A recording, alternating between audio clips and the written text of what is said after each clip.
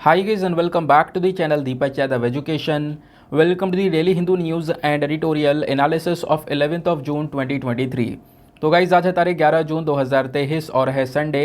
देखेंगे आज के द हिंदू कंप्लीट न्यूज़पेपर को एनालाइज करेंगे। बट लेक्चर में आगे बढ़ने से पहले अगर आप लोगों को उस लेक्चर का पीडीएफ चाहिए तो क्या करना है, सबसे पहले डाउनलोड करना है टेलीग्राम, देन उसके बाद जाके सर्च बॉक्स में टाइप करना Deepak Yadav education UPSC. As you can see guys आप लोगों को ये वाला चैनल मिल जाएगा, इस पर क्लिक करना और जाकर इस चैनल को ज्वाइन कर लेना।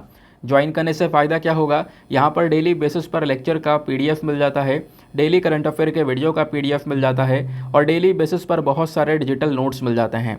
नाउ बढ़ते हैं आगे बढ़ने से पहले हमेशा की तरह हम लोग अपने लेक्चर को एक मैप के क्वेश्चन के साथ स्टार्ट करेंगे। तो आज आप सभी लोगों को मैप में जाकर देखना है फ्रांस को कहाँ पर है ये एग्जैक्टली लोकेटेड, इसको अच्छे से मैप में देखना। देन उसके बाद आकर नीचे कमेंट सेक्शन में टाइप करना, जिससे कि आप लोग इसको लंबे समय तक याद रख पाओगे। साथ ही साथ एक क्वेश्चन सॉल्व करेंगे जो कि यूपीएससी प्रीवियस ईयर साल 2023 के प्रीलिम्स में पूछा गया था। डेली बेसिस पर हम लोग यहाँ पर एक प्रीवियस ईयर क्वेश्चन को भी सॉल्व करते हैं।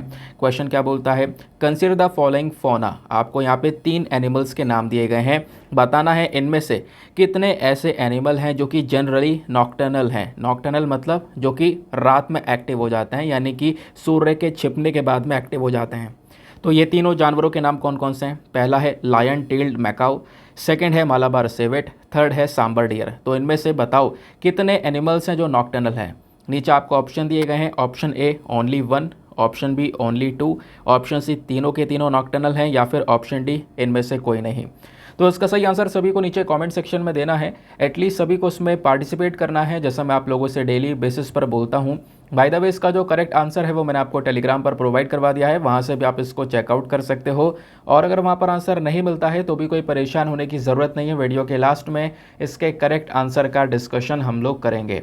तो चलो शुभारंभ करते हैं और चलते हैं सबसे पहले थंबनेल वाले इंपॉर्टेंट आर्टिकल की तरफ। तो दोस्तों हम यहाँ पे बात करने वाले हैं वर्ल्ड्स मोस्ट एक्सपेंसिव मैंगो के बारे में। दुनिया का सबसे ज़्यादा महंगा आम लगभग कितने रुपए का होगा, तो 3 लाख रुपए प्रति केजी के आसपास यहाँ पर कह सकते हो इसका कुछ दाम है।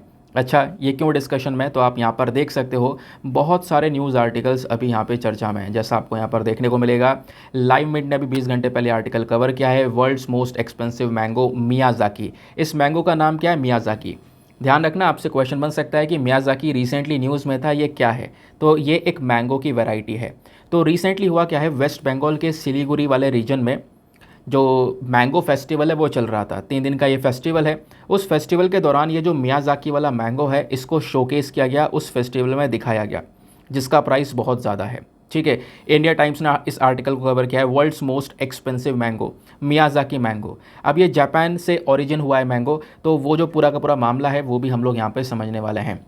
कहीं पर आपको इसका जो प्राइस है वो लगभग देखने को मिलेगा 2.70 लाख पर केजी, यानी 2,70,000 रुपये केजी के हिसाब से यहाँ पर ये मैंगो देखने को मिलेगा। कहीं पर 3 लाख रुपए देखने को मिलेगा, तो अप्रॉक्स 3 लाख के आसपास आप देख पाओगे इसका जो प्राइस है वो नज़र आता है पर केजी का। तो आर्टिकल न्यूज़ में बना हुआ है, तो आपने थोड़ा सा इसके बारे में ज़रूर से याद रखना है। अब हुआ क्या है, इस बात को सुनना। दुनिया का जो ये मोस्ट एक्सपेंसिव मैंगो है मियाज़ाकी, इसको रिसेंटली वेस्ट बंगाल के सिलीगुड़ी के अंदर जो चल रहा मैंगो फेस्टिवल है, ये मैंगो फेस्टिवल 7वें एडिशन का है, 7th एडिशन है। उस फेस्टिवल के दौरान यहाँ पर इस मैंगो को शोकेस किया गया। 9 जून को यह फेस्टिवल शुरू हो चुका है, आज 11 जून हो चुकी है, तो आज यहाँ पर ये फेस्टिवल समाप्त हो जाएगा। इस फेस्टिवल को ऑर्गेनाइज़ किया है मोडेला caretaker centre and school ने, और उन्होंने भी association for conservation and tourism के साथ में मिलकर यहाँ पे इस फेस्टिवल को रखा। इस फेस्टिवल में लगभग 262 कितनी 262 से ज़्यादा अलग अलग जो मैंगो की वैरायटीज़ हैं उनको डिस्प्ले किया गया है।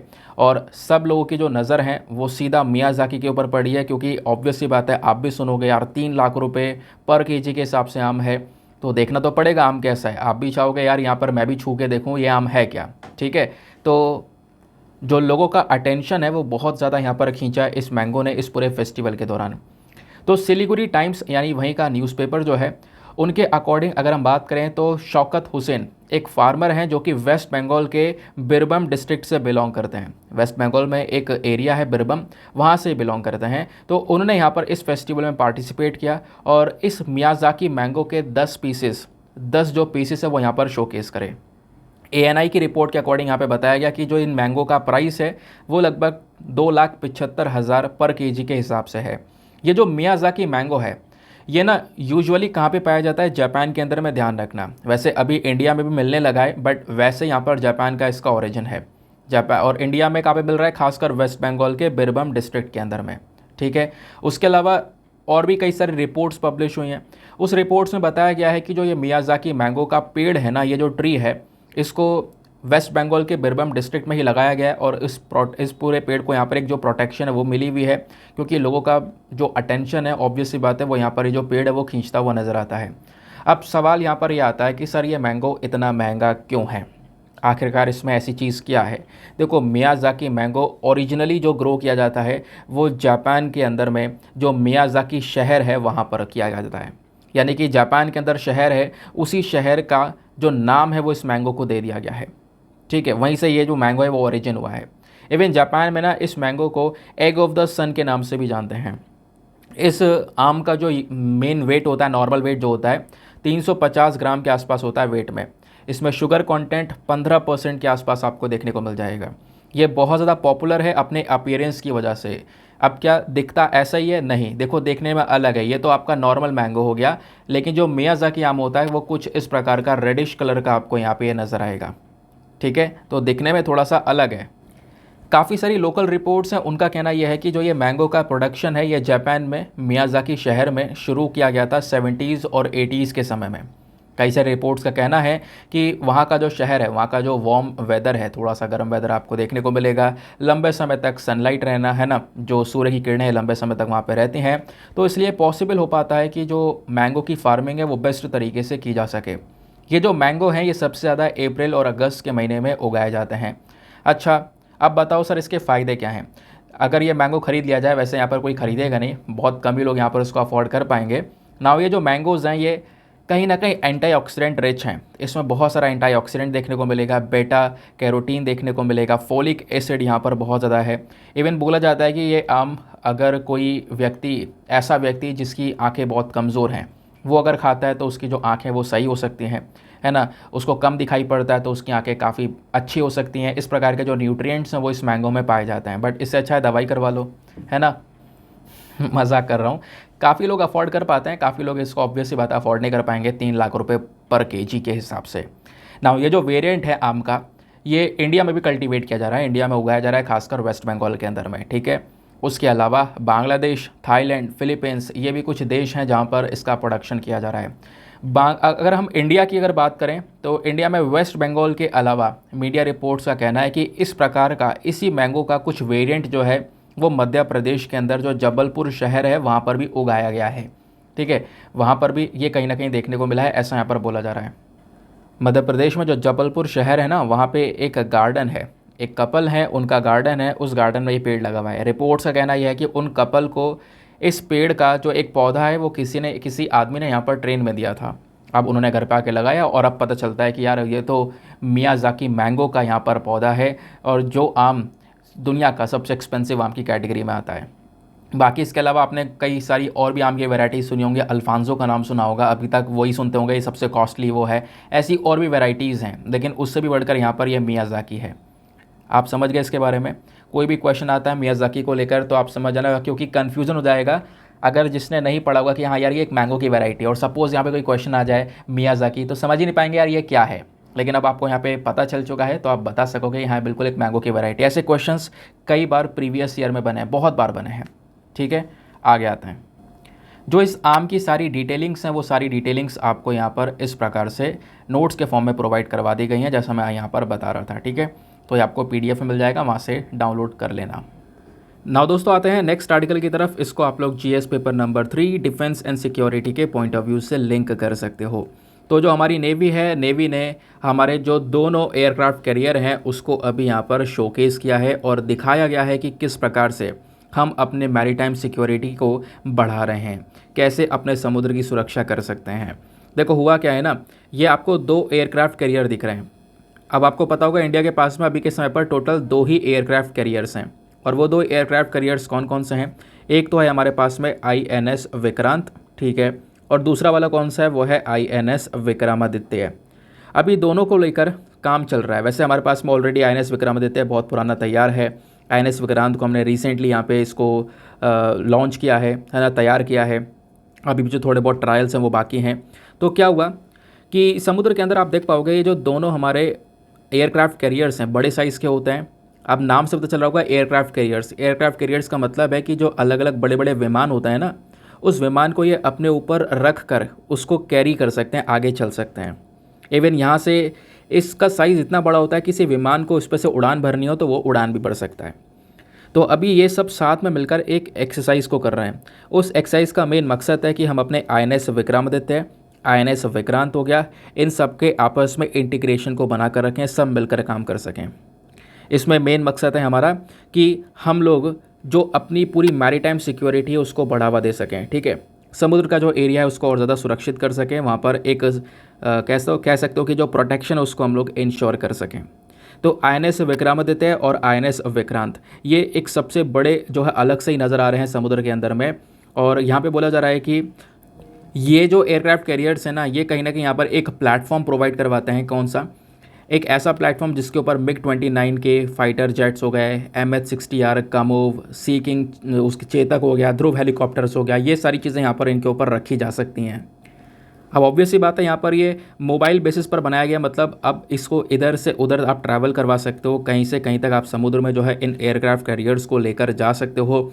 और जो INS विक्रमादित्य है वो रशियन ओरिजिन है। ठीक है, रशिया की हेल्प से यहाँ पर बना है, जिसका वेट लगभग 44,500 टन्स के आसपास है, डिस्प्लेसमेंट वेट। ये इतना ज़्यादा यहाँ पर हैवी आपको देखने को मिलेगा। उसी प्रकार का INS विक्रांत भी है। INS विक्रांत का जो वेट है वो लगभग 42,800 टन्स के आसपास का है। जो INS विक्रमादित्य है वो रशिया की मदद से बनाया गया था, लेकिन जो INS विक्रांत है वो हम लोगों ने खुद इंडिजीनियसली डेवलप किया है ना, हमारे देश ने यहाँ पर खुद से यहाँ पर इसको तैयार किया है। अब दोस्त सवाल ये आता है कि ये जो INS विक्रमादित्य और INS विक्रांत समुद्र में घूम रहे हैं, कौन से समुद्र वाले रीजन में घूम रहे हैं? अरेबियन सी में घूम रहे हैं आज के समय में। ठीक है, अरेबियन सी में आप देख पाओगे इस प्रकार से इनको तैनात किया गया है। एक एक्सरसाइज यहाँ पर करवाई जा रही है ताकि हम अपनी मैरीटाइम सिक्योरिटी को इंश्योर कर सकें।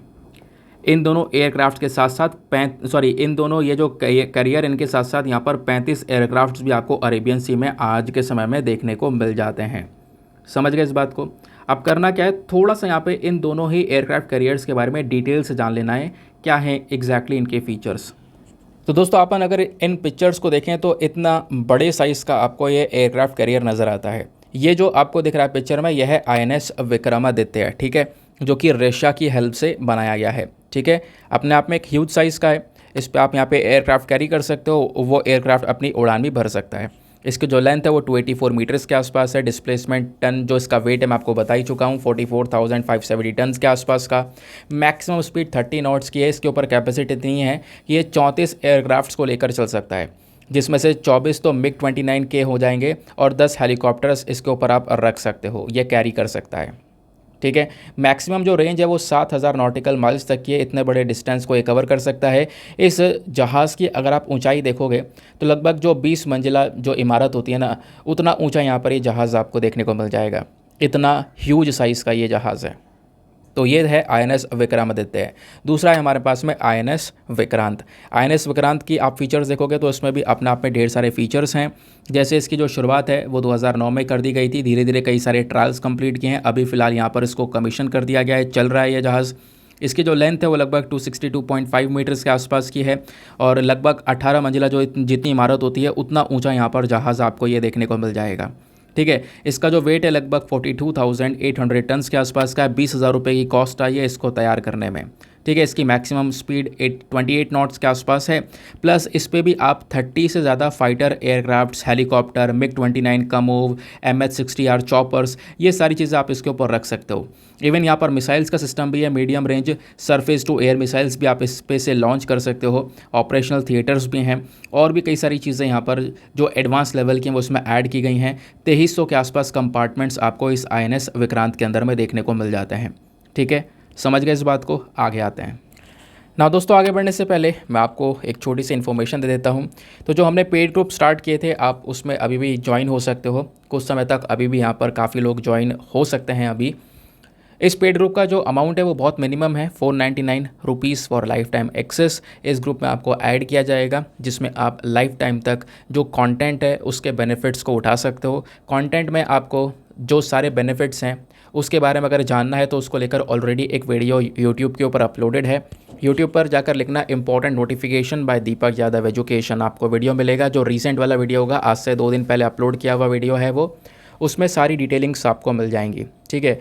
और मुझसे पॉसिबल हुआ तो मैं इस वीडियो के डिस्क्रिप्शन में आपको उस वाले वीडियो का लिंक दे दूंगा जहां से आप समझ सकते हो कि क्या क्या फीचर्स, क्या क्या बेनिफिट्स आपको पेड ग्रुप्स में मिल जाते हैं, है ना। तो सारा कंटेंट जो भी इस वीडियो में डिस्कस करते हैं, बैकग्राउंड इन्फॉर्मेशन, जैसे अभी हमने यहाँ पर मैंगो के बारे में डिस्कस किया था उसका जो इन्फॉर्मेशन है, ऐसे हर एक आर्टिकल के रिगार्डिंग मैं आपको अलग अलग इन्फॉर्मेशन देता हूँ जहाँ से एग्जाम में क्वेश्चन बनते हैं।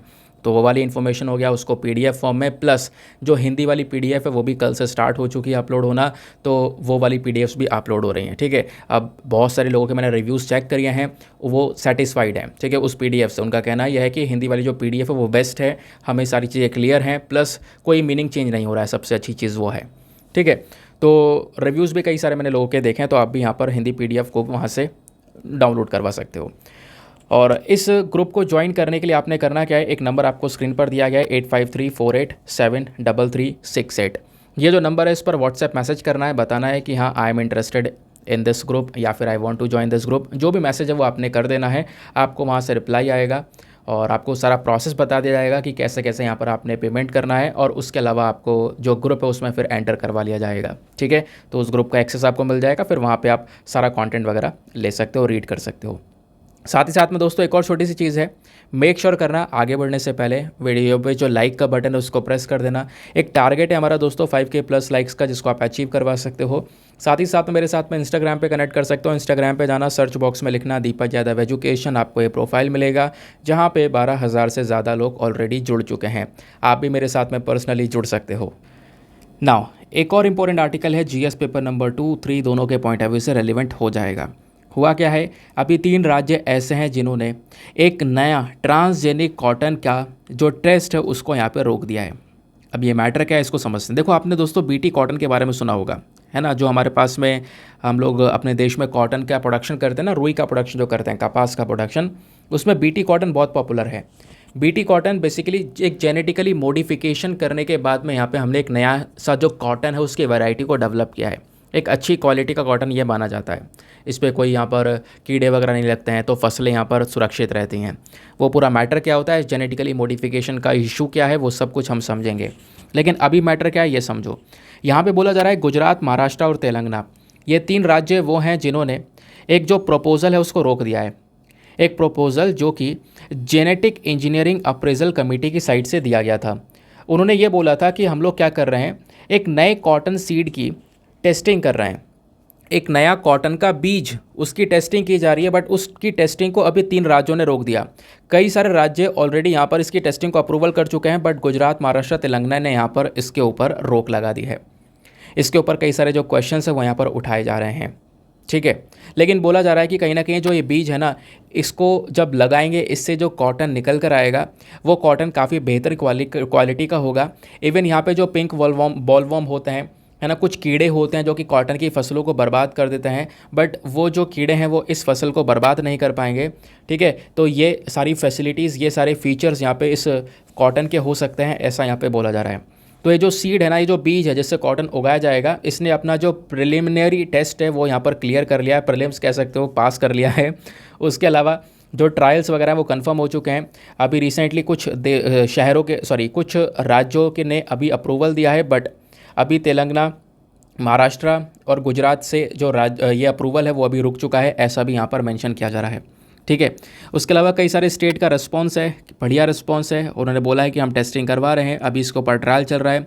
और जो हमारा ये जो कमेटी है ना, पूरी जो बॉडी है, genetic engineering appraisal committee, GEAC के नाम से जिसको जानते हैं, इन्होंने यहाँ पर एक रिक्वेस्ट भेजी और बोला है कि देखो इन सभी राज्यों से कि भैया आपने 45 दिन के अंदर अंदर जो अपना रिस्पांस है वो बताना है कि वहाँ पे टेस्टिंग होनी या नहीं होनी है इस बीज की, ठीक है। तो उसकी टेस्टिंग को लेकर ये सारा का सारा जो डिस्कशन है वो अभी के समय पर चल रहा है।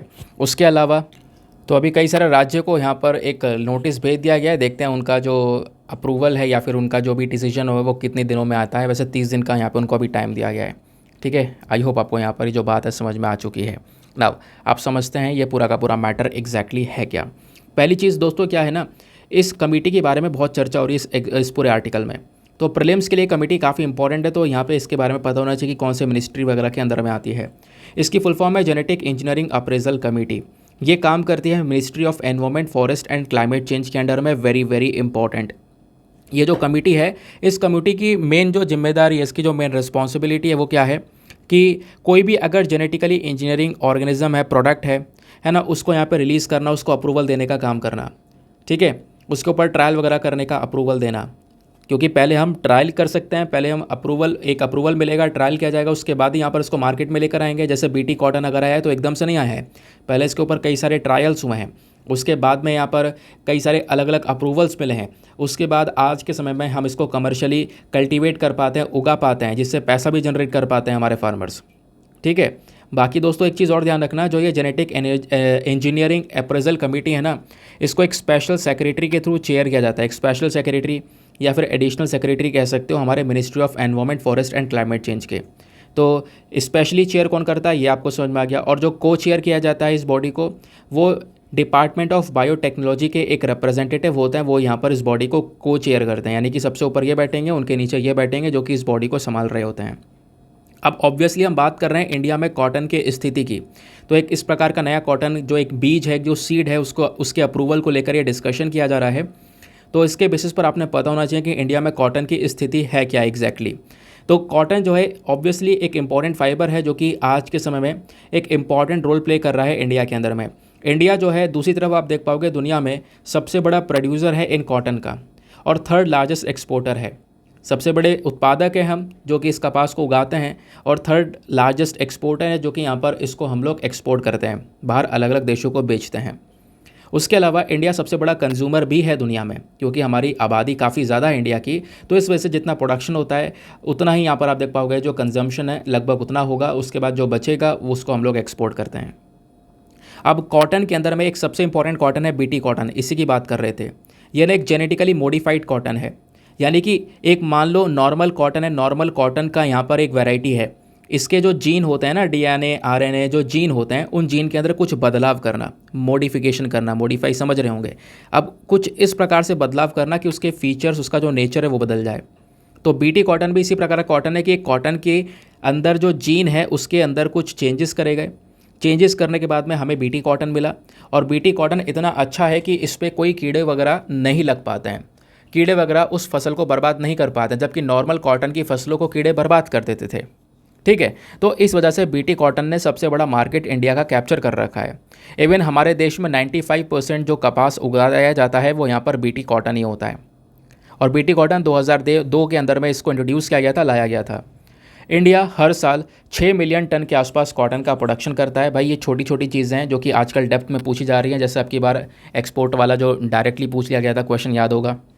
तो इंडिया 6 मिलियन टन के आसपास हर साल कॉटन प्रोड्यूस करता है, और ये इतना हो गया जितना दुनिया भर, मतलब दुनिया भर में जितने भी देश मिलकर कॉटन का प्रोडक्शन करते हैं ना, उसका 23% केवल भारत कर रहा है।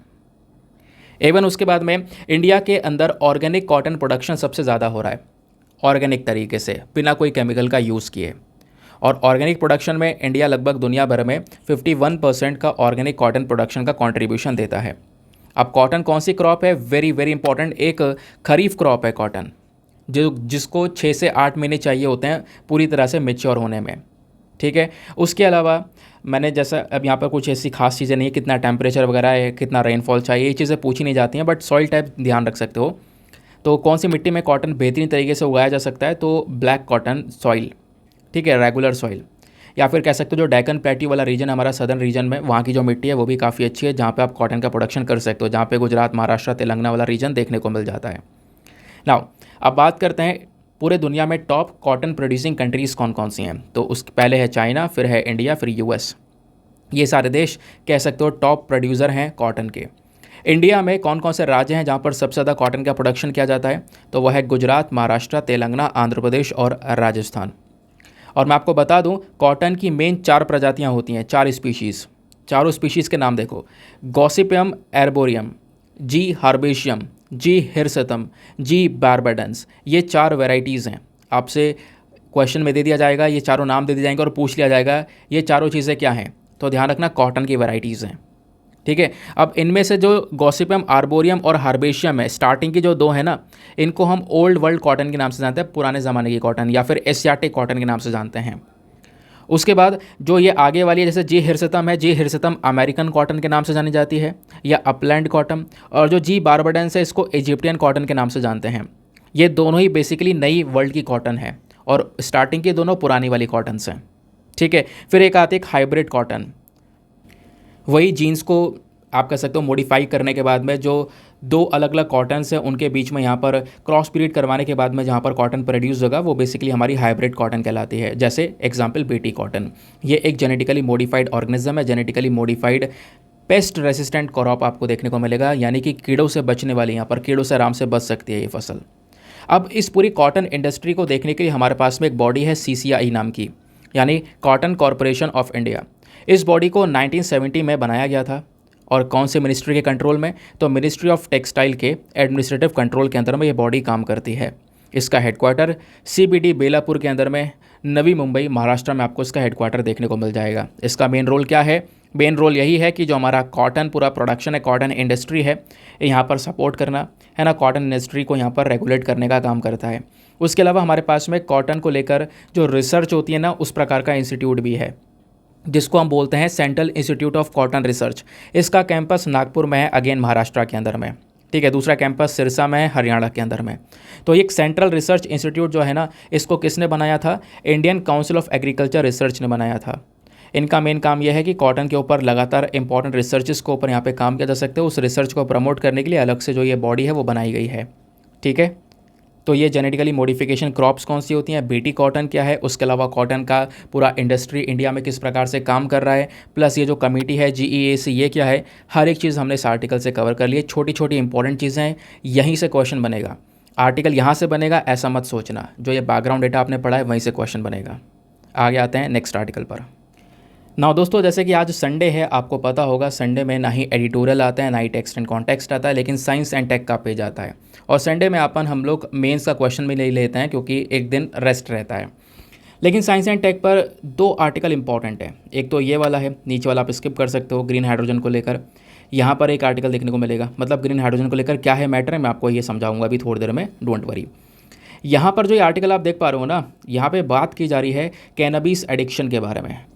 अब दोस्तों कैनबिस क्या होता है? कैनबिस को हम लोग मरीजुआना, गांजा, भांग के नामों से भी यहाँ पर जानते हैं, है ना। जो भांग होता है, गांजा होता है, मरीजुआना होता है, इनके नाम से भी जाना जाता है कैनबिस को।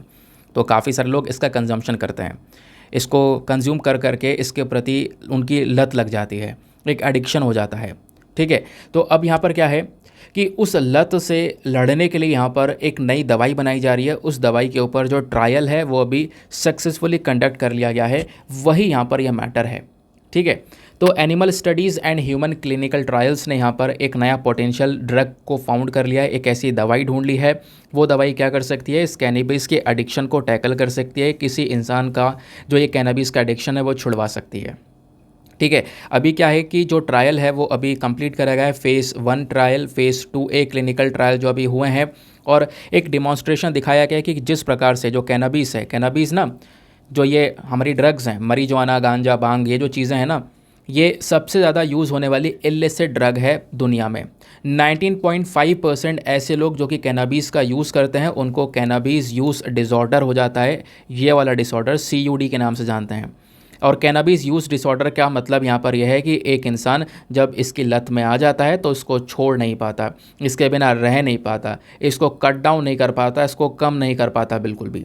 तो इतने सारे हेल्थ कंसर्न की वजह से, मतलब इतनी सारी हेल्थ को लेकर इश्यूज़ हैं, उसके बावजूद भी अभी भी कोई भी ट्रीटमेंट ऐसा नहीं था कि इन व्यक्तियों को निकाला जा सके इस लत से। तो रिसेंटली यहाँ पर कुछ रिसर्चेस की गई हैं, और रिसर्च में ये दिखाया गया है कि जो ये कैनाबिनॉइड होता है ना, ये कहीं ना कहीं यहाँ पर कह सकते हो ये जो रिसेप्टर है हमारा, ये एक्टिवेट हो जाता है इस कैनाबिस के। ये जो कैनाबिस होता है ना, इसके अंदर एक चीज़ पाई जाती है THC। THC क्या होता है? ये है टेट्रा हाइड्रोकैनाबिनॉल। इसकी वजह से यहाँ पर जो दिमाग है वो डायरेक्टली कह सकते हो इसके प्रति अडिक्ट हो जाता है। तो एक मेन कंपोनेंट आपको देखने को मिलेगा कैनबिस में। तो कैनबिस में सबसे ज़्यादा THC पाया जाता है, ध्यान रखना। इसी की वजह से लोगों को लत लगती है। लेकिन अब जो दवाई बनाई गई है, इस दवाई का मेन काम क्या होगा कि इसका जो इफेक्ट होता है, THC का जो इफेक्ट होता है ब्रेन के ऊपर में, उस इफेक्ट को कम करेगा। ये दवाई तैयार की गई है फ्रांस के अंदर में, फार्मा फ्रांस आपको देखने को मिलेंगे। उसके यहाँ पर एक चीफ हैं जिन्होंने यहाँ पर इस प्रकार का जो ड्रग है वो यह तैयार किया है।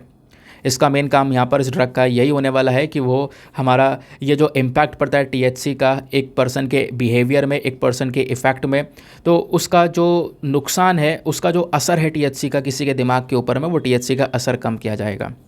इवन यहाँ पर जो ये ट्रायल है वो 64 हेल्दी ह्यूमन बींग्स के ऊपर में ऑलरेडी कर लिया गया है। और ये जो ड्रग्स हैं कहीं ना कहीं यहाँ पर इसने मतलब जो दवाई है ना, इसने अपना जो असर है वो ऑलरेडी दिखा दिया है।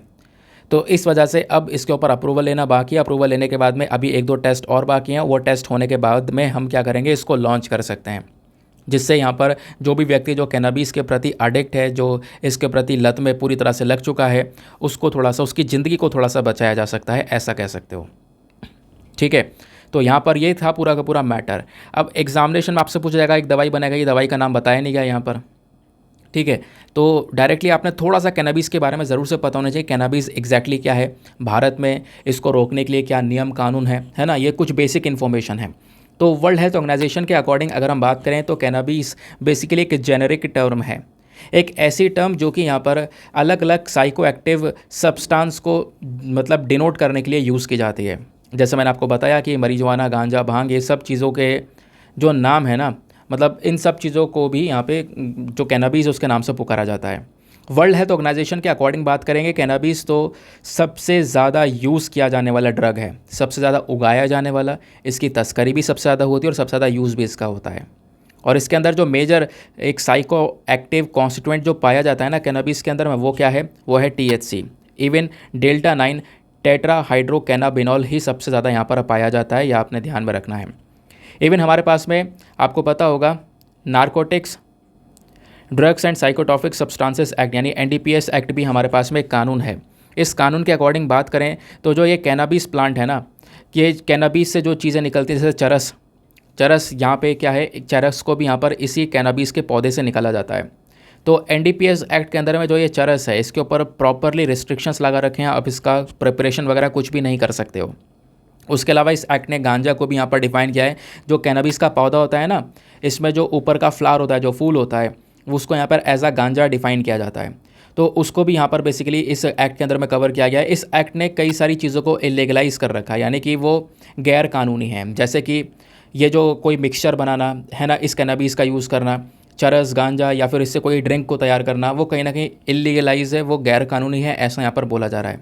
प्लस इस कानून में ना जो कैनबिस पौधा है ना, इसका जो बीज होता है या फिर इसका जो पत्ते होते हैं, उसको इस कानून में कवर नहीं किया गया है। ठीक है, तो बीज और पत्तों को नहीं कवर किया गया है। क्यों? क्योंकि पत्तों के अंदर में या बीज में ना बहुत कम मात्रा में THC कंटेंट पाया जाता है, वही टेट्राहाइड्रोकैनाबिनॉल, तो बहुत कम मात्रा में ये पाया जाता है। फिर उसके बाद आती है भांग की, तो भांग सबसे ज़्यादा कंज्यूम किया जाता है। जैसे कि होली का त्यौहार होता है, होली में भी यहाँ पर जो भांग का कंजम्पशन है वो काफ़ी ज़्यादा किया जाता है, वो भी पत्तों को पीस के बनाया जाता है ना। तो अभी यहाँ पर इसको गैर कानूनी घोषित नहीं किया हुआ है, क्योंकि अलग अलग फेस्टिवल्स में जो ये भांग है इसका यूज़ हो रहा है। ठीक है, अभी ये गैर कानून नहीं है। उसके अलावा इसी प्रकार का एक ऑयल बनता है, तेल, CBD oil. CBD oil basically यहाँ पर एक एक्रोनिम है, कैनाबायोडोल, डिराइव फ्रॉम कैनाबायोडोल ऑयल का। तो ठीक है, इसमें से एक तेल भी बनाया जाता है, CBD ऑयल जिसको हम लोग बोलते हैं, कैनाबायोडोल। ये जो तेल है ये बनता है कैनबिस के इसी पौधे के पत्तों से, और ये हमारे NDPS एक्ट में नहीं आता है, क्योंकि इसका यूज़ कहीं ना कहीं काफ़ी सारे ट्रीटमेंट के अंदर भी किया जाता है, दवाइयों में भी किया जाता है। क्योंकि जो CBD ऑयल को तैयार किया जाता है ना, ये ड्रग्स एंड कॉस्मेटिक्स एक्ट 1940 के अंदर में एक लाइसेंस तौर पर, लाइसेंस के अंडर में इसको तैयार किया जाता है, और इसको लीगली आप यूज़ कर सकते हो। कानूनी तौर पर यहाँ पर इसका यूज़ किया जा सकता है, लेकिन ये कॉमन भी नहीं है यूज़ करना, आपको ध्यान रखना है।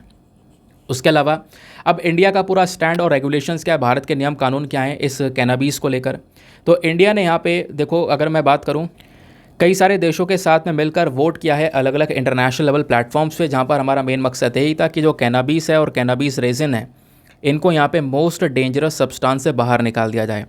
ठीक है, तो भारत भी इसी पक्ष में है कि इसको इतना ज़्यादा डेंजरस सब्सटेंस ना बोला जाए, कैनबिस को यहाँ से बाहर निकाला जाए। फिर उसके बाद में भारत का जो 1985 का एक्ट है, जैसे मैं आपको बता ही चुका हूँ, narcotic drug and psychotropic substances act. इस एक्ट ने कहीं ना कहीं जो कैनबिस का जो प्रोडक्शन है, इसका production, manufacturing, sale, purchase, transport सभी के ऊपर बैन लगा रखा है। अगर कोई भी व्यक्ति इस कैनबिस का, इस पौधे का प्रोडक्शन करता है, मैन्युफैक्चरिंग करता है, बेचता है, खरीदता है, ट्रांसपोर्ट करता है, तो कहीं ना कहीं एक पनिशेबल ऑफेंस है, उसको दंड दिया जा सकता है। उसके अलावा ये जो एक्ट है, इस एक्ट को 1985 1985 में लेकर आया गया था, जिसने पुराने वाले एक्ट को पछाड़ दिया। इससे पहले एक एक्ट था डेंजरस ड्रग एक्ट 1930, इसको रिप्लेस करके यहाँ पर नया वाला एक्ट आपको देखने को मिल जाएगा। उसके अलावा हमारे पास में एक बॉडी है narcotics control bureau, that is NCB.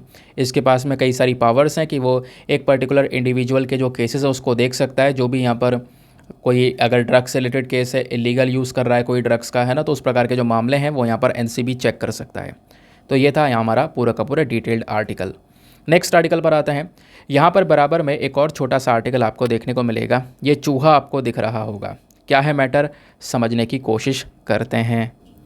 बोला जा रहा है reversing age related taurine loss improves mouse life span. मतलब क्या है, उम्र से संबंधित जो ये टॉरिन के नुकसान को उलटने से जो माउस की यानी चूहे की जो उम्र है उसमें सुधार होता है, ये यहाँ पर बताया गया है। देखो, कोई इंसान बूढ़ा हो रहा है, उसके ऑर्गेनिम्स यहाँ पर ओल्ड हो रहे हैं। उन ऑर्गेनिम्स को वो जो ऑर्गेनिजम्स हैं ना, उनको वापस से यंग करने के लिए टॉरिन की आवश्यकता पड़ती है। अगर किसी बॉडी में, ठीक है, किसी की बॉडी में टॉरिन की कमी है, टॉरिन बेसिकली एक अमीनो एसिड है, आपको बताऊंगा इसके बारे में। अगर किसी के बॉडी में टॉरिन की कमी है तो उसका बुढ़ापा जल्दी आएगा। टॉरिन डेफिशिएंसी कहीं ना कहीं आप कह सकते हो एज को प्रमोट करने लगती है, एजिंग ज़्यादा तेज़ी से होने लगती है एक इंसान की। तो किसी के बॉडी में टॉरिन होना बहुत ज़्यादा ज़रूरी है। ये एक प्रकार का अमीनो एसिड है। इसकी कमी की वजह से एक इंसान की पूरी ज़िंदगी के ऊपर में, उसके हेल्थ के ऊपर में एक नेगेटिव इम्पैक्ट पड़ सकता है, ऐसा यहाँ पर बोला जा रहा है। तो टॉरिन अगर किसी के बॉडी में कम होता है तो डायरेक्टली उसके हेल्थ के ऊपर इम्पैक्ट पड़ेगा। ये चाहे वो चूहा हो, चाहे वो वॉर्म्स हो, चाहे वो नॉन ह्यूमन प्राइमेट्स हो, ये डायरेक्टली यहाँ पर जो स्टडीज़ हैं वो हम लोगों को मेंशन करती हैं, ये बताती हैं। उसके अलावा जो टॉरिन है ना, ये सबसे ज़्यादा पाया जाने वाला अमीनो एसिड्स हैं एनिमल्स के अंदर में, लेकिन कुछ जानवर ऐसे भी हैं जिनके अंदर ये टॉरिन नहीं पाया जाता है, ये भी आपको मैं बताऊंगा। तो इसके ना होने के रिस्क क्या हो सकते हैं वो भी हम लोग को पता चलेगा। तो कुछ इंपॉर्टेंट पॉइंट्स हैं टॉरिन डेफिशिएंसी को लेकर, इसको दोस्तों बहुत ध्यान से सुनना, इस प्रकार के क्वेश्चंस बनते रहते हैं, तो थोड़ा सा डिटेलिंग्स हैं तो ये मैं आपको प्रोवाइड करवा रहा हूँ। पहली चीज़ आपसे पूछा जा सकता है टॉरिन एग्जैक्टली क्या है, तो एक प्रकार का अमीनो एसिड है। अमीनो एसिड क्या होता है, अब देखो अमीनो एसिड ना बहुत ज़रूरी होते हैं हमारे बॉडी के अंदर में। Amino acid basically building blocks होते हैं सभी प्रोटीन के। प्रोटीन को फॉर्म करने के लिए अमीनो एसिड की काफ़ी ज़्यादा आवश्यकता पड़ती है। टॉरिन जो है ये सबसे ज़्यादा पाया जाता है एनिमल बेस्ड प्रोटीन के अंदर में, ठीक है, मांस के अंदर में ज़्यादातर ये टॉरिन आपको देखने को मिलेगा। उसके अलावा बोला जाता है कि टॉरिन कहीं ना कहीं एक इंसान की आंखों के लिए, डाइजेशन के लिए, हार्ट मसल के लिए, उसके अलावा जो नॉर्मल प्रेगनेंसी है उसको मेंटेन करने के लिए, है ना, कि एक महिला यहाँ पर जो एक बच्चे को जन्म दे नॉर्मल तरीके से दे सके, फेटल डेवलपमेंट, बच्चे के डेवलपमेंट के लिए, एक हेल्दी इम्यून सिस्टम को बनाने के लिए जो टॉरिन है इसका यूज़ किया जाता है। टॉरिन एक एसेंशियल अमीनो एसिड है कैट के अंदर में। अब ये ध्यान रखना, बिल्लियों के लिए स्पेशली अगर हम बात करें कैट की बिल्लियों में, तो टॉरिन एक एसेंशियल अमीनो एसिड है। देखो, एक होते हैं एसेंशियल अमीनो एसिड और एक होता है नॉन एसेंशियल अमीनो एसिड। जो नॉन एसेंशियल अमीनो एसिड है, नाम से पता चला इनकी ज़रूरत नहीं है। ज़रूरत नहीं मतलब वो हमारी बॉडी खुद प्रोड्यूस करती है, हमारी बॉडी खुद नॉन एसेंशियल अमीनो एसिड्स को प्रोड्यूस करती है। और जो एसेंशियल अमीनो एसिड्स होते हैं वो हमारी बॉडी प्रोड्यूस नहीं करती है, उसको हमें बाहर से लेना पड़ता है, अलग अलग अपनी डाइट से, फूड से लेना पड़ता है। काफ़ी सारे वर्कआउट करने वाले जिम वाले एस्पिरेंट्स होंगे, उनको पता होगा एसेंशियल अमीनो एसिड्स का क्या यूज़ होता है, ठीक है। अलग से काफ़ी सारे लोग लेते हैं अपनी मसल बिल्डिंग के लिए, ठीक है। तो एसेंशियल अमीनो एसिड्स क्या होता है, जब एक इंसान या एनिमल प्रोटीन को खाता है ना, प्रोटीन को खाते हैं तो वो जो प्रोटीन है वो हमारी बॉडी में अलग अलग जगह पे टूट जाता है, ब्रेक डाउन हो जाता है ना। वो प्रोटीन टूटने के बाद में अमीनो एसिड्स में कन्वर्ट होता है, ये आपने ध्यान में रखना है। तो हमारे बॉडी में जब आप वर्कआउट करते हो, कुछ भी करते हो, आपने प्रोटीन खाया, तो प्रोटीन जब आपने खाया या पिया तो वो प्रोटीन अमीनो एसिड्स में टूटते हैं। अमीनो एसिड्स में टूटने के बाद आपकी मसल्स में जाकर वो एब्जॉर्ब होने का काम करते हैं। उसके बाद आपकी मसल्स उन प्रोटीन को सोखने का काम करती है। नाउ कुछ अमीनो एसिड्स ऐसे होते हैं जो कि बॉडी के अंदर बन जाते हैं, खुद मैन्युफैक्चर्ड होते हैं, लेकिन कुछ अमीनो एसिड्स ऐसे होते हैं जो बॉडी में नहीं बनते, वो हमारे होते हैं एसेंशियल अमीनो एसिड जो बॉडी में नहीं बनते हैं। ज़्यादातर जो मैमल्स आपको देखने को मिलेंगे, है ना, बड़े बड़े साइज़ के जो जानवर देखने को मिलेंगे, वो काफ़ी मात्रा में टॉरिन अपने अमीनो एसिड से बना लेते हैं अपने बॉडी के अंदर में। अपनी ज़रूरत को पूरी कर लेते हैं। जबकि कुछ जानवर ऐसा हैं, फॉर एग्जांपल कैट। पता है कैट की जिक्र हो रहा है, डायरेक्टली आपसे सवाल बन सकता है। तो कैट की जब हम लोग बात करते हैं तो कैट के अंदर में एक आपको लिमिटेड एबिलिटी देखने को मिलेगी। कैट जो है प्रॉपरली तौरीन को मतलब तौरीन को नहीं बना पाता, उसके अंदर इतनी क्षमता नहीं है कि वो तौरीन को मैन्युफैक्चर कर सके अपने बॉडी के अंदर में। तो कैट के लिए, बिल्लियों के लिए कहीं ना कहीं जो तौरीन है वो एक एसेंशियल न्यूट्रिएंट माना जाता है। अब ऑब्वियसली तौरीन एक अमीनो एसिड है, तो अमीनो एसिड के इंपॉर्टेंस क्या होता है? अमीनो एसिड मैंने बताया आपके बॉडी में हेल्प करता है प्रोटीन्स को सही से एब्जॉर्प्शन करने में, यहाँ पर उनका काफ़ी बड़ा हेल्प होता है। उसके अलावा अमीनो एसिड्स किस किस प्रकार के होते हैं वो ऑलरेडी हम यहाँ पर डिस्कस कर चुके हैं। ठीक है, तो ये चीज़ आपने ध्यान में रखना है दोस्तों कि तौरीन क्या एक प्रकार का अमीनो एसिड है और इसकी डेफिशिएंसी की वजह से कहीं ना कहीं यहाँ पर जो एजिंग है एक पर्टिकुलर पर्सन की वो हो सकती है। तौरीन से रिलेटेड जो नुकसान होते हैं, अगर उस नुकसान को पलट दिया जाए तो इससे कहीं ना कहीं उम्र में सुधार हो सकता है, ऐसा यहाँ पर एग्जैक्टली मेंशन किया गया। सिंपल बात है। ठीक है, अब साइंस एंड टेक में एक आर्टिकल आपको ये देखने को मिलेगा। ये आर्टिकल इतना इंपॉर्टेंट नहीं है, बहुत ज़्यादा डिटेल में चले गए कि कैसे जो सी वाटर होता है, समुद्र का पानी होता है, उससे हम लोग हाइड्रोजन का प्रोडक्शन कर सकते हैं। नहीं तो आपको पता ही ग्रीन हाइड्रोजन कैसे बनता है ना? वही सिमिलर प्रोसेस, ज़्यादा कोई डिफ्रेंसिएशन आपको देखने को नहीं मिलेगा। ठीक है, अब ग्रीन हाइड्रोजन कैसे बनता है ये मैंने आपको इतनी बार पढ़ाया कि आपको रट चुका होगा। देखो हम करते क्या हैं, पानी यानी जो वाटर होता है, वाटर में इलेक्ट्रोलिसिस करवाते हैं। हमने क्या लिया? इलेक्ट्रोलाइज़र लिया, इसमें पानी को डाल दिया। अब पानी में इलेक्ट्रोलिसिस करवाएंगे, इलेक्ट्रोलिसिस करवाने के बाद में पानी को सेपरेट कर देंगे। पानी से जो ऑक्सीजन है वो अलग कर दिया जाएगा, हाइड्रोजन अलग कर दिया जाएगा। लेकिन इलेक्ट्रोलिसिस में जो हम बिजली का यूज़ करते हैं, एनर्जी का यूज़ करते हैं, वो एनर्जी अगर रिन्यूएबल सोर्सेज से आ रही है, यानी सोलर एनर्जी से आ रही है, विंड एनर्जी से आ रही है, तो ये कहलाएगा ग्रीन हाइड्रोजन।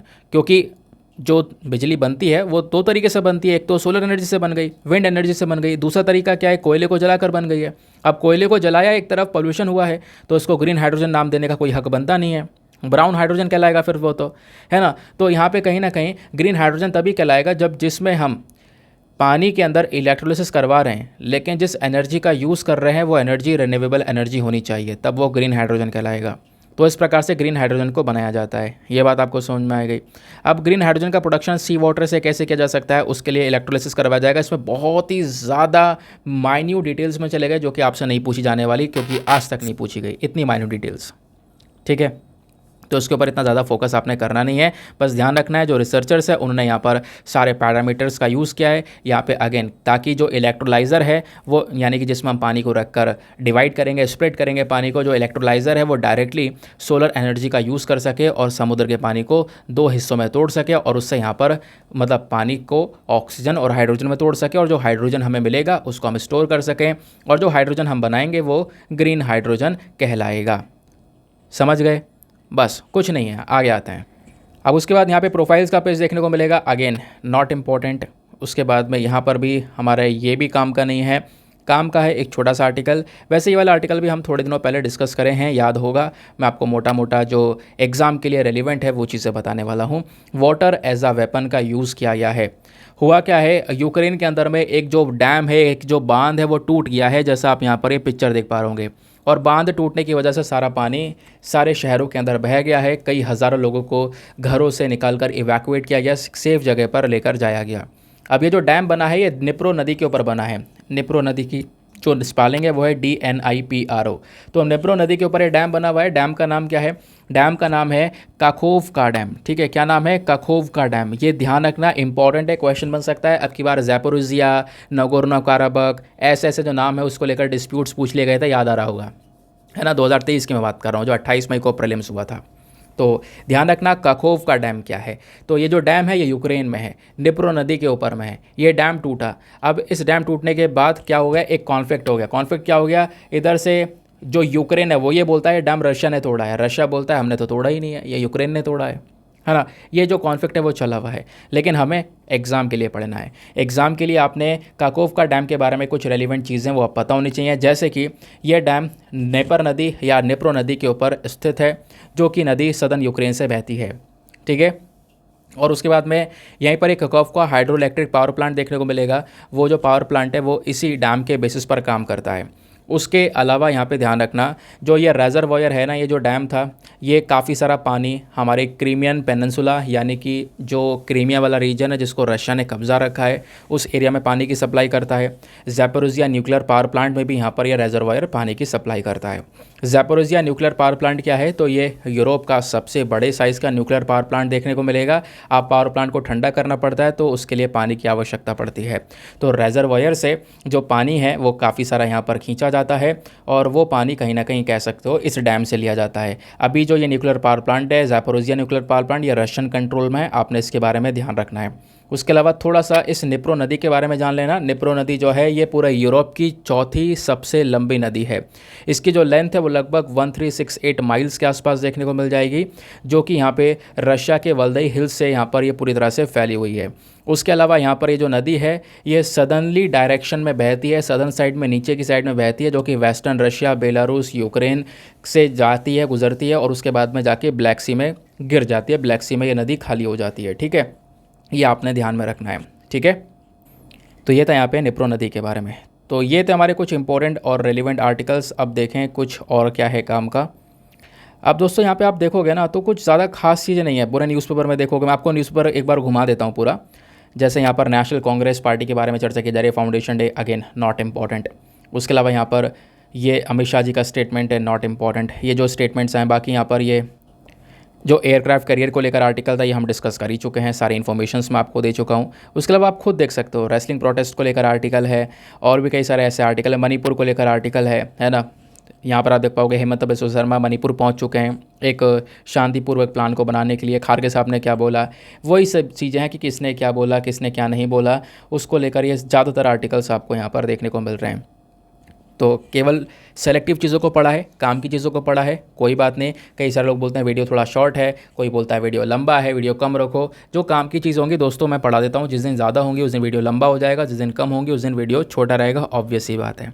ठीक है, एक आर्टिकल ये भी है, फटाफट इसको भी कवर करते हैं। GS paper number 3 defence and security के पॉइंट ऑफ व्यू से लिंक कर सकते हो। तो आर्मी एयर डिफेंस की जो विंग्स हैं उसको यहाँ पर और ज़्यादा मजबूत करने के ऊपर मेन फोकस किया जा रहा है। तो इंडियन आर्मी ने अपने वेस्टर्न बॉर्डर से नदर्न बॉर्डर तक अपने आप को मजबूत कर लिया है, क्योंकि आपको पता होगा साल 2020 हमारे लिए ज़्यादा अच्छा नहीं था, दुनिया के लिए अच्छा नहीं था। कोविड-19 आया, लेकिन उससे पहले चाइना और इंडिया के बॉर्डर पर जो इश्यूज़ हैं वो काफ़ी ज़्यादा हो गए थे। तो 2020 में बॉर्डर इश्यूज़ हुए, उसके बाद यहाँ पर आपने पता होगा रशिया यूक्रेन का वॉर स्टार्ट हुआ नेक्स्ट ईयर। तो इन सब डिस्प्यूट्स को देखते हुए हमने अपनी आर्मी को और ज़्यादा स्ट्रॉन्ग करने के ऊपर मेन फोकस किया है और उसके लिए यहाँ पे प्रोजेक्ट आकाश तीर को यहाँ पे स्टार्ट किया गया। प्रोजेक्ट आकाश तीर के तहत यहाँ पर क्या किया जा रहा है, जो हमारी एयर डिफेंस है, हमारी आर्मी है, सभी को साथ में लेकर आने का मेन फोकस रखा गया है। इस पूरे प्रोजेक्ट के लिए लगभग 2000 करोड़ रुपए का जो कॉन्ट्रैक्ट है वो अभी यहाँ पर दिया गया है और इसमें कई सारे जो आइटम्स है वो तैयार करे जाएंगे। ठीक है, एक कह सकते हो एक ऑटोमेशन प्रोजेक्ट ये होने वाला है, जहाँ पे हमारी इंडियन एयरफोर्स, एयर कमांड, उसके साथ साथ यहाँ पे इंडियन हमारी जो आर्मी है ये आपस में मिलकर जो है वर्क करने वाले हैं। सभी हमारी आर्मी को साथ में लेकर आएगा, साथ में जोड़कर और मजबूत करेगा कि वो दुश्मन से साथ में मिलकर लड़ सकें। ठीक है, उसके अलावा इस पूरे सिस्टम में, इस आकाश तीर प्रोजेक्ट के अंदर में कई सारे रडार होने वाले हैं। रडार को लिंक किया जाएगा आपस में, है ना। एयरफोर्स का रडार होने वाला है, तो इससे क्या होगा, कोई भी दुश्मन का अगर जहाज़ है, कोई एयरक्राफ्ट है हवा में, तो हम उसको यहाँ पर उड़ा सकेंगे। ठीक है, हमारी एयर डिफेंस और ज़्यादा यहाँ पर मजबूत होती हुई नज़र आएगी। इससे हमारी एयर डिफेंस, आर्मी सब आपस में इंटीग्रेट हो जाएंगे, इनके हथियार भी आपस में जुड़ जाएंगे, जिससे जो पावर है वो दुगनी हो जाएंगी। एक के भले दो, साथ में मिलकर ये लड़ने वाले हैं। ठीक है, तो ये यहाँ पर मेंशन किया गया है। तो प्रोजेक्ट आकाश तीर क्या है, इसके बारे में थोड़ा सा ध्यान रखना। नाउ आते हैं हम लोग अपने अब प्रीलिम्स वाले क्वेश्चन की तरफ। तो प्रीलिम्स का क्वेश्चन क्या था, एक सेकंड रुको। हाँ, 2023 का क्वेश्चन था, अब की बार 28 मई को, जिस क्वेश्चन ने काफ़ी सारे लोगों को चौंका दिया था। क्वेश्चन क्या था, 3 जानवरों के नाम दिए गए हैं। लॉर्ड बोल रहा हूँ, लायन टेल मैकाओ, है ना, जैसे शेर की पूंछ होती है उस प्रकार का एक बंदर है मैकाओ। दूसरा मालाबार सिवेट, तीसरा सांबर डियर। तो ये जो तीनों एनिमल्स हैं, इनमें से कितने, कौन सा नहीं, यहीं पे तो गेम ख़राब हो गया। इनमें से कितने एनिमल्स हैं जो कि नॉक्टर्नल हैं, यानी कि सूर्य के छिपने के बाद में एक्टिव हो जाते हैं, रात में एक्टिव रहते हैं, वो दिन में सोते रहते हैं। तो इनमें से कितने एनिमल्स हैं, नीचे ऑप्शन दिए गए हैं, ओनली 1, ओनली 2, ओनली 3, ओनली 3 नहीं, ऑल 3, या फिर इनमें से कोई नहीं। तो इसका सही उत्तर है ऑप्शन नंबर भी, ओनली 2। केवल 2 ही आपको जानवर देखने को मिलेंगे जो कि क्या करते हैं, जो कि बेसिकली नॉकटर्नल है, रात में एक्टिव रहने का काम करते हैं। अब ना इस क्वेश्चन से पता चलता है कि आपकी बार के पेपर में तुक्काबाजी भी बहुत हुई होगी, क्योंकि अब सपोज़ कोई व्यक्ति मानता है कि भाई सांबर डियर उसने पढ़ा था, सांबर डियर मैंने भी पढ़ाया था कि नॉकटर्नल है, किसी को ये तो कन्फर्म है, किसी ने मैकाओ पढ़ लिया, किसी ने सिवेट पढ़ लिया, है ना। इनमें से वैसे दोनों में से एक गलत है ना। अब मान लो किसी को ये लगता है, किसी को ये लगता है, तो काफ़ी सारे लोगों ने तुक्का लगा लगा के भी, मतलब तुक्के वाला काम भी यहाँ पर हुआ है। किसी ने 2 लगाया होगा ना कि ओनली 2 इनमें से, तो तुक्के वाला भी यहाँ पे काम हुआ है, जिससे जो ये मतलब एग्ज़ाम की जो क्रेडिबिलिटी होती है ना, वो यहाँ पर कहीं ना कहीं साबित नहीं हो पा रही है। तो देखते हैं, हो सकता है कि नेक्स्ट ईयर वापस से जो पैटर्न है वो चेंज हो। एक बार ट्रायल किया गया, उस पैटर्न को पिछले साल इंट्रोड्यूस किया गया था, नेक्स्ट ईयर यहाँ पे थोड़ा कम हो, थोड़ा मर्ज हो। देखते हैं, कुछ नया हर साल मिलता है, अगले साल भी मिलेगा। खैर, यहाँ पे केवल इनमें से 2 जानवर हैं जो कि नॉकटर्नल हैं। वो कौन कौन से हैं, तो यहाँ पे ध्यान रखना, लायन टेल्ड मैकाओ नॉकटर्नल नहीं है, ठीक है। मालाबार सिवेट नॉकटर्नल है, ठीक है। लायन टेल्ड मैकाओ नॉकटर्नल जानवर नहीं है। ये मैकाओ इस वजह से पहला जो स्टेटमेंट हमारा रॉन्ग है। मालाबार सिवेट जो है, ये जो मालाबार सिवेट है, ये नॉकटर्नल एनिमल है, ये रात में एक्टिव रहने का काम करते हैं। और सांबर डियर भी नॉकटर्नल है, ठीक है। तो इसके बेसिस पर यहाँ पे जो हमारा आंसर होगा केवल 2, यानी ये वाला मालाबार सिवेट और सांबर डियर, बस। अगर मान लो किसी को सांबर डियर पता था या लायन टेल्ड मैकाओ पता था, उन्हें मालाबार सिवेट के बारे में नहीं पता था, तब भी उसने 2 लगाए होंगे, लेकिन यहाँ तुक्का सेट हो गया कि भाई 2 सही हैं, ठीक है। ये चीज़ आप लोग समझ रहे होंगे। नाउ दोस्तों, इसके साथ में करते हैं हम लोग अपने लेक्चर को समाप्त और मिलते हैं आप लोगों से अगले वीडियो में। आज के लिए bye bye, have a nice day, thank you and जय हिंद।